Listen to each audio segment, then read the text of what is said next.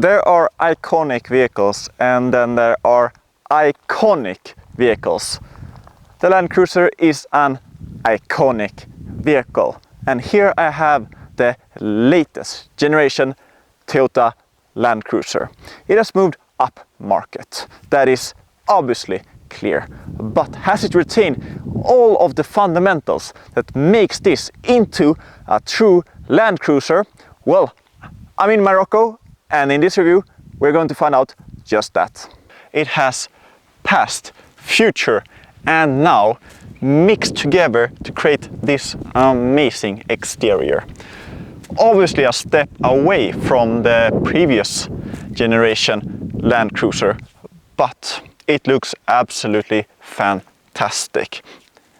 It is expensive, but Toyota has designed it to make it still very rugged and usable. And what I mean by that is, for example, this panel here. They've made it easy to replace this individual panel in case it gets damaged. Underneath here you find this rounded part, and that's supposed to direct airflow. But in case you touch it, it will move. It will not break completely and instantly. The lights, stuff like that, is moved into the body, so to speak, so that it doesn't get damaged by branches. So there is a lot of design elements into this new Toyota Land Cruiser. And how do you make an off-road car? Well, you have a classic body-on-frame design, which is the case with the new Toyota Land Cruiser. It is the GAK platform, the same as in the Lexus 300. This is the light duty that is found in the European market. There is of course the heavy duty and the station wagon. They are quite different, but this is the mix between those two. Body on frame, as I said, more rigid, more welding points, more structural adhesives, and of course they have worked with the suspension, the geometry to make it handle better on road, because moving up market means it's supposed to work as well as on road and off road. And in the rear we'll find a classic 4-link suspension, but I think I will show you one quite interesting detail. Another thing with the Land Cruiser is that it needs to be easily replaced.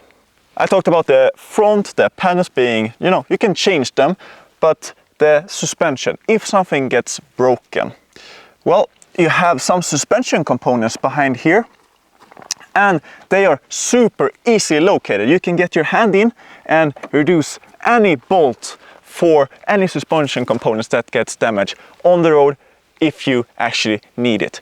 Smart, simple design that works out in the field. Let's talk dimensions and maybe even competitors. This is just under 5 meters long, just under 2 meters wide and just under 2 meters high. Actually a little bit thinner than the Land Cruiser it replaces, much thanks to the thinner side rear view mirrors. But the competitors and the price. In Sweden this starts at around 930,000 Swedish kroner, which is around 82,000 euros. That is expensive. And that puts it into competition with the likes of the Land Rover Defender, of course, even the Ford Bronco.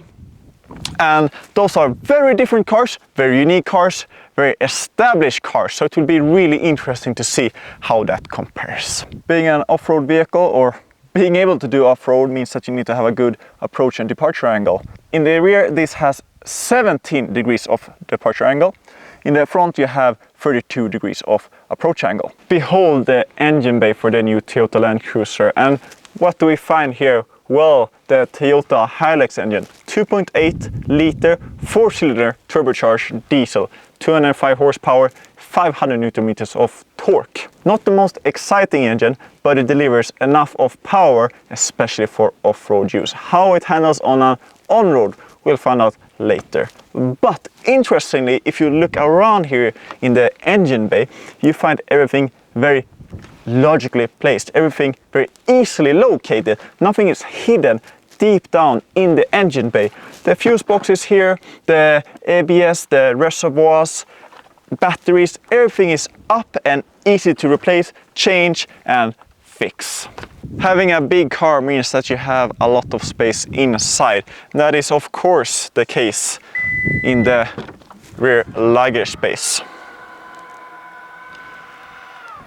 The Land Cruiser comes in two different options, either 5 seats or 7 seats. This has 5 seats, which means that when the is like this, you have 742 liters of storage space, plenty. But the wheel houses go a little bit into the cabin, which does mean that it is thinner inside when you get in here. And the lip here, when you go to the close to the second row of seats, makes it difficult to load some storage space. But the lip here is basically non-existent, a lot of dark plastic, but spacious. So I'm sitting in the second row of the seats, and there's a lot of dark in here, but nice to have some contrasting details. There are in the front, but not that much in the back. A lot of plastic, but everything feels quite solid. No creaks, no real rattles, and you do have individual climate control here in the rear, which I feel is a must, especially for the price. You do have the transfer case tunnel here, which is up a little space. So if you're 5 people here in the back, it will be a little bit uncomfortable for the one sitting in the middle, especially since this armrest takes up quite a lot of space here. An okay amount of lower thigh support. I'm quite tall, which means that my knees are sitting often quite high up. That is kind of the case here. I have a quite okay lean, which means that it's quite comfortable to ride long distances. I have quite a lot of head space as well. So all in all, quite a comfortable rear seats, albeit a little bit on the cheaper side, which I understand in some ways because it needs to be easily replaced for what is intended to do. Welcome to the driver's seat of the new Toyota Land Cruiser, and what a step up. I should obviously mention the new seats. They are 8-way adjustable and they are absolutely incredible. Really comfortable at just sitting like this, but as you'll see later on, quite supportive, special design on the sides, which a lot of cladding and no plastic close to the knees so I don't hit them. You have a lot of buttons everywhere, which I really like. Everything is supposed to be easily found, easily used, and work when you need them to. Especially down here you have traction control off, DSM, center locking diff, rear locking diff, and the button to go from high 4 to L4. You also have the drive mode selectors, the MTS, duck and crawl, the steering wheel with a very angular design for the cruise control and controlling the digital gauge cluster. Everything here is quite dark as well, but you do have some details on the sides. You have a lot of buttons everywhere. The tactile feedback is really good, and you find what you need where you need it to be. The digital gauge cluster is taken a lot from Lexus, Toyota. They are mixing quite a lot. It is decent here, not the best, not the worst, but it does the job fine. The digital gauge cluster though, very simplified, but in terms of all the electronic driving aids, the very important off-road controls, you see what is happening quite clearly on the digital gauge cluster. The driver's seat is where you control the Toyota Land Cruiser, and you need to see out of it well if you're tackling tricky terrain. And Toyota lowered this line to make it easier to look out, but the dashboard in of itself is quite high up. The windscreen is very angled and quite thin, but they have done a lot with the hood to make it easy to look out of. So the sides are quite high up, you see the edge clearly, but the middle here is very much lower, so you see quite clearly in front of you. You of course have the 360-degree camera system as well when you drive off-road, but to navigate parking spaces as well, it's fantastic. Moving the side rear view mirror back has also made it easier to look to the side here instead of just creating a whole blind spot from the rear view mirror. We are now on a regular tarmac road, which means that we can try and feel how it goes through the gears.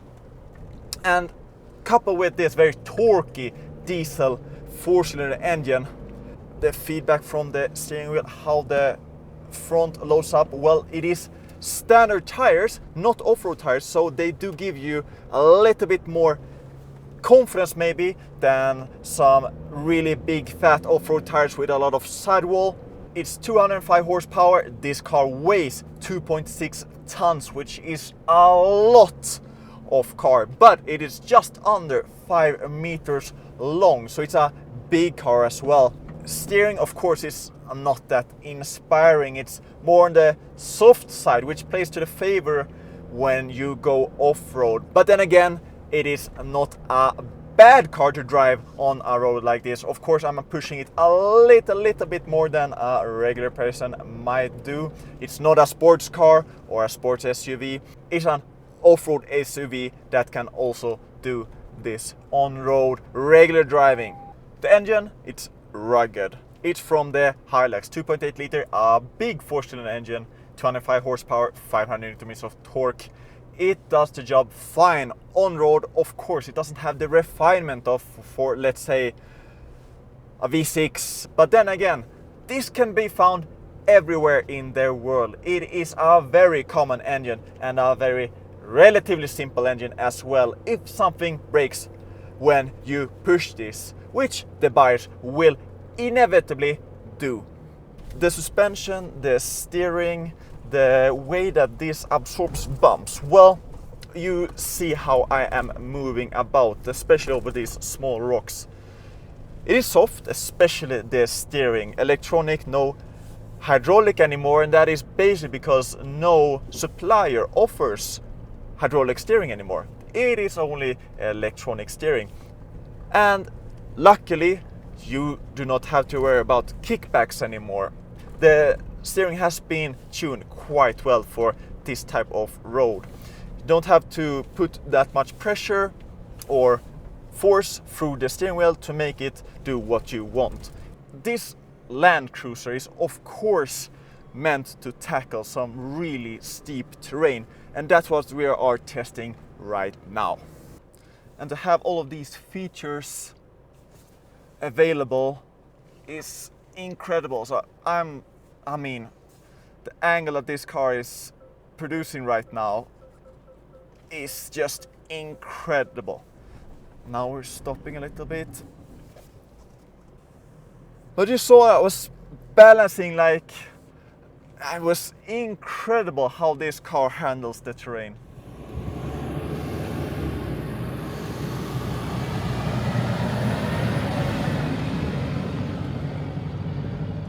The off-road credibilities in this car is nothing short of incredible, and this is the granddaddy, the Land Cruiser, been around for decades and upon decades. And they finely tuned, they have added more driving features, they have made this more upscale, of course, without losing any of the off-road capabilities that the Land Cruiser needs for people that will drive in these sorts of environments, because they depend on the Land Cruiser. So we need to activate the cruise system, then the view camera down there. Yep, and with the mode select wheel you can change to the right. To Start with 3 maybe? Yeah, exactly, that should be enough. You can always change whenever you want. Should I have the traction control on or off? No, everything as it was already. Everything is off. Okay. Okay, great.